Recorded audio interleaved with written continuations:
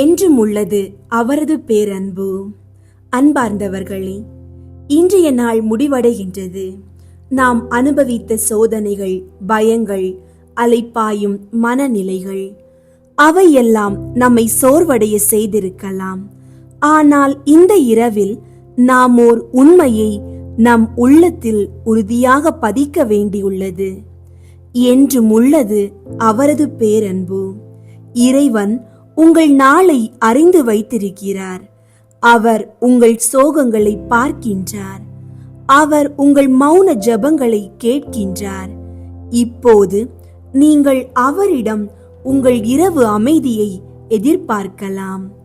திருப்பாடல்கள் 136 அதிகாரம் 13 முதல் 15 வரை உள்ள இறை வார்த்தை கூறுகின்றது: செங்கடலை இரண்டாக பிரித்தவருக்கு நன்றி செலுத்துங்கள். என்றும் உள்ளது அவரது பேரன்பு.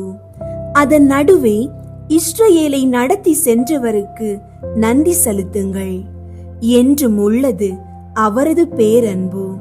பார்வோனையும் அவன் படைகளையும் செங்கடலில் மூழ்கடித்தவருக்கு நன்றி செலுத்துங்கள்.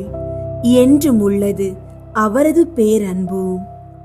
அன்பார்ந்தவர்களே, இஸ்ரவேலர் முன்னால் செங்கடல், பின்புறம் பார்வோனின் படை, தப்பிக்க வழி இல்லாத சூழ்நிலை.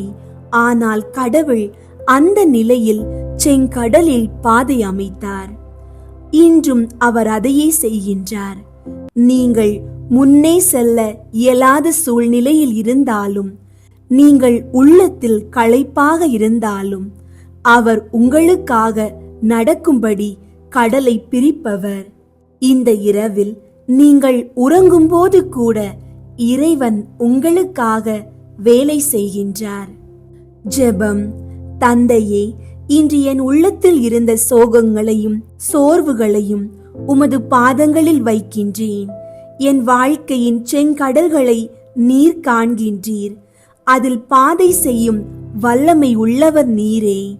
இந்த இரவில் என் குடும்பத்திற்கும் எனக்கும் அமைதி, நம்பிக்கை, பாதுகாப்பு என்னும் 3ஐயும் அருளும். நாளையை குறித்த பயங்களை நீக்கி உமது பேரன்பை நினைத்தபடியே நான் அமைதியாக உறங்கிவிட அருள் புரியும். நான் உம்மை நம்புகின்றேன் ஆண்டவரே, ஏனெனில் என்றும் உள்ளது உமது பேரன்பு. ஆமீன். இயேசுவின் ஆசீர்வாதம் எப்போதும் இருக்கட்டும். ஆமீன்.